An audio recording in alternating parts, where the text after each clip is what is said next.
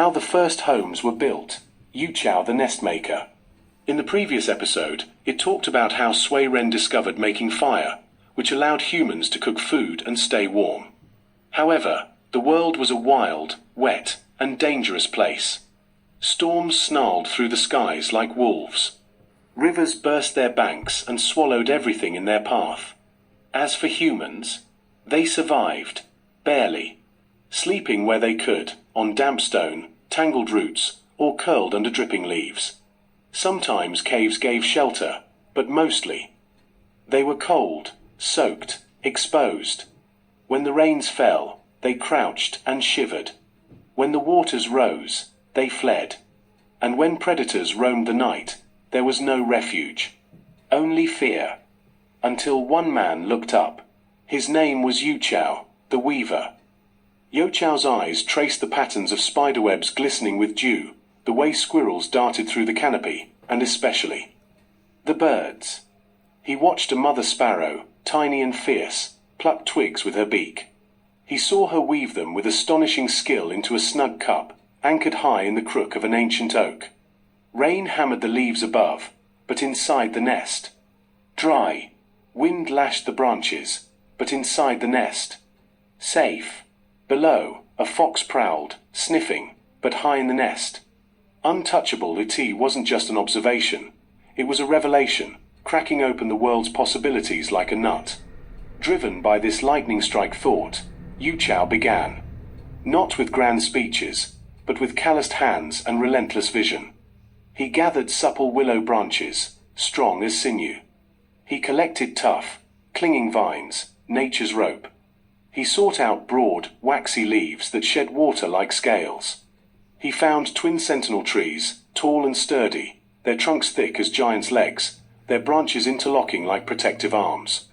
His movements echoing the sparrow's patient artistry.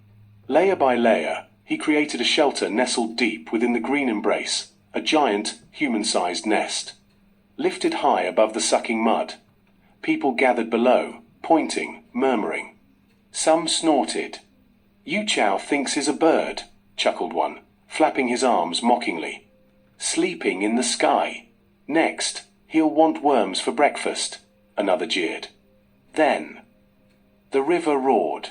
The floodwaters came, swift and brown, swallowing the familiar hollows and caves where the tribe usually fled.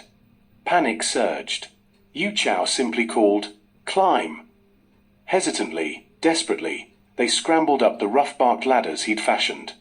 They huddled inside the strange, woven haven. Outside, the world drowned. Torrents raged below, carrying debris and the terrified cries of ground-dwelling creatures. But inside You-chow's nest, only the drumming of rain on leaves, and the profound, unbelievable reality. They were dry. Days later, the shadow came. A striped terror, a saber-toothed hunter, drawn by the scent of humans. It paced below, powerful muscles rippling, jaws dripping. It leapt, a terrifying flash of fangs and muscle, but fell short, claws scrabbling uselessly against the smooth bark. But high above, they were safe. Watching. Silent tears of relief mixing with the rain on their faces. Laughter turned to awe. Mockery turned to imitation. Soon, the forest canopy blossomed with life. Others learned You-chow's craft. They wove stronger walls, reinforced with clay. They crafted better ladders and walkways between trees. They carved openings to welcome the starlight and the sighing wind. For the first time in human memory, they had shelter. You-chow never wore a crown. He didn't make laws, but he gave humanity a gift more precious than any kingdom. Safety. Humans experience true rest, the space to dream. Next story. Shennong tastes hundreds of herbs, the origin of Chinese medicine.